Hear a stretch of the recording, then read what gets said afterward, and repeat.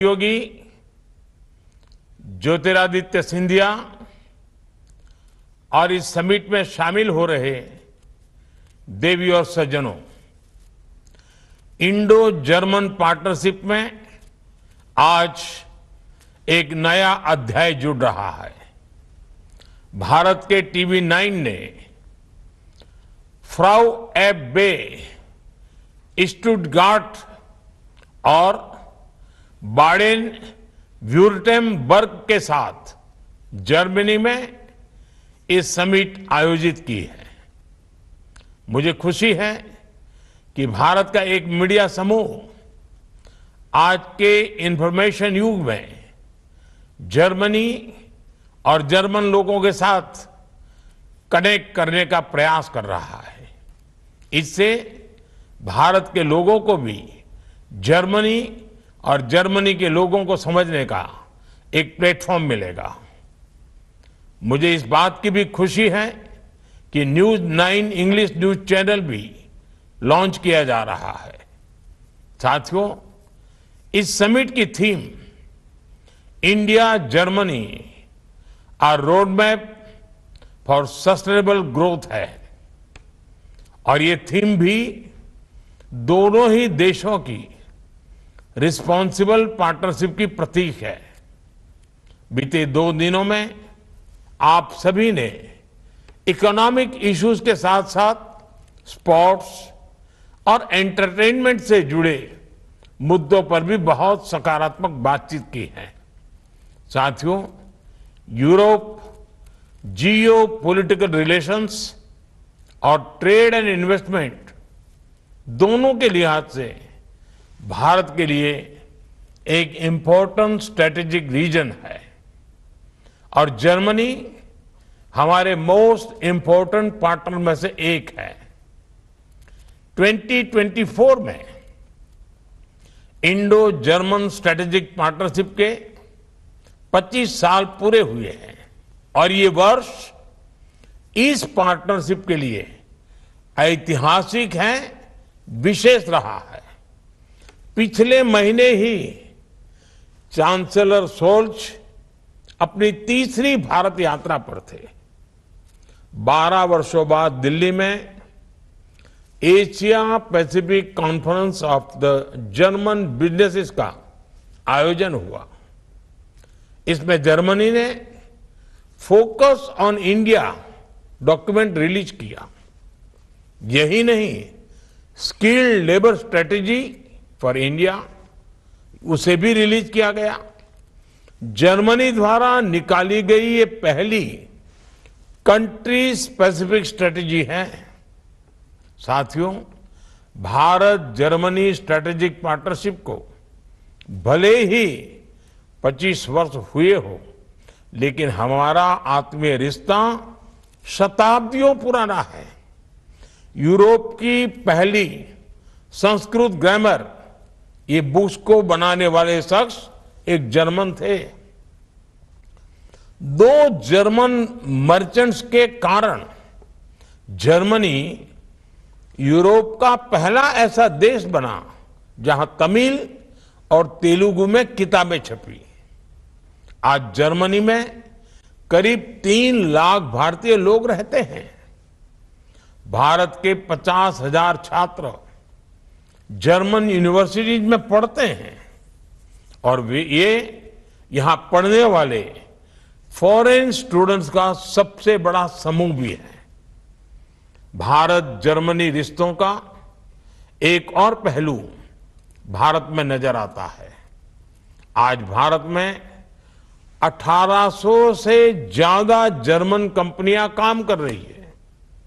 इन कंपनियों ने पिछले 3-4 साल में $15 बिलियन का निवेश भी किया है। दोनों देशों के बीच आज करीब $34 बिलियन का बायलैटरल ट्रेड होता है। मुझे विश्वास है आने वाले सालों में ये ट्रेड और भी ज्यादा बढ़ेगा। मैं ऐसा इसलिए कह रहा हूं क्योंकि बीते कुछ सालों में भारत और जर्मनी की आपसी पार्टनरशिप लगातार सशक्त हुई हैं। साथियों, आज भारत दुनिया की फास्टेस्ट ग्रोइंग लार्ज इकोनॉमी है। दुनिया का हर देश विकास के लिए भारत के साथ साझेदारी करना चाहता है। जर्मनी का फोकस ऑन इंडिया डॉक्यूमेंट भी इसका बहुत बड़ा उदाहरण है। इस डॉक्यूमेंट से पता चलता है कि कैसे आज पूरी दुनिया भारत की स्ट्रेटेजिक इंपॉर्टेंस को एक्नॉलेज कर रही है। दुनिया की सोच में आए इस परिवर्तन के पीछे भारत में पिछले 10 साल से चल रहे रिफॉर्म, परफॉर्म, ट्रांसफॉर्म के मंत्र की बड़ी भूमिका रही है। भारत ने हर क्षेत्र, हर सेक्टर में नई पॉलिसीज बनाई। 21वीं सदी में तेज ग्रोथ के लिए खुद को तैयार किया। हमने रेड टेप खत्म करके ईज ऑफ डूइंग बिजनेस में सुधार किया। भारत ने 30,000 से ज्यादा कंप्लायंस खत्म किए। भारत ने बैंकों को मजबूत किया ताकि विकास के लिए टाइमली और एफोर्डेबल कैपिटल मिल जाए। हमने जीएसटी की एफिशिएंट व्यवस्था लाकर कॉम्प्लिकेटेड टैक्स सिस्टम को बदला, सरल किया। हमने देश में प्रोग्रेसिव और स्टेबल पॉलिसी मेकिंग एनवायरनमेंट बनाया ताकि हमारे बिजनेस आगे बढ़ सके। आज भारत में एक ऐसी मजबूत नींव तैयार हुई है जिस पर विकसित भारत की भव्य इमारत का निर्माण होगा और जर्मनी इसमें भारत का एक भरोसेमंद पार्टनर रहेगा।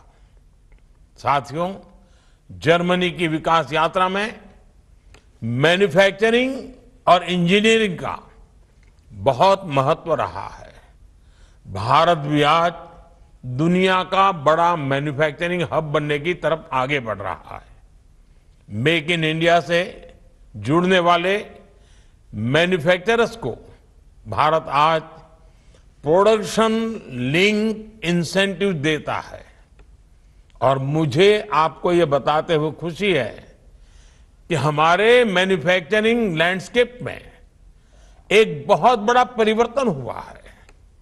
आज मोबाइल और इलेक्ट्रॉनिक्स मैन्युफैक्चरिंग में भारत दुनिया के अग्रणी देशों में से एक है। आज भारत दुनिया का सबसे बड़ा टू व्हीलर मैन्युफैक्चरर है। दूसरा सबसे बड़ा स्टील एंड सीमेंट मैन्युफैक्चरर है और चौथा सबसे बड़ा 4 व्हीलर मैन्युफैक्चरर है। भारत की सेमीकंडक्टर इंडस्ट्री भी बहुत जल्द दुनिया में अपना परचम लहराने वाली है।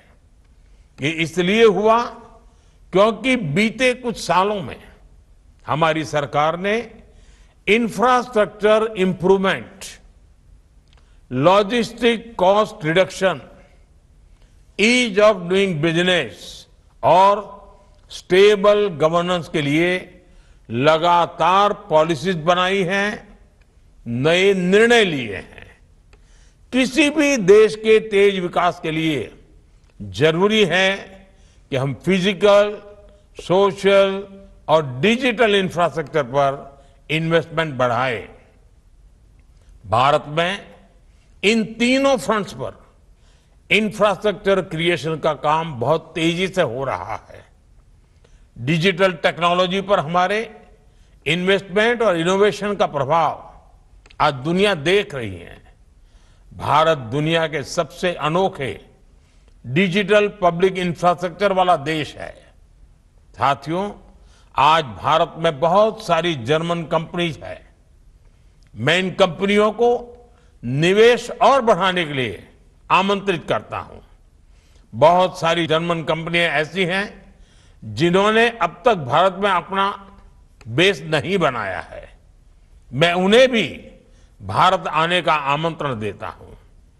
और जैसा कि मैंने दिल्ली की Asia Pacific conference of German companies में भी कहा था, भारत की प्रगति के साथ जुड़ने का यही समय है, सही समय है।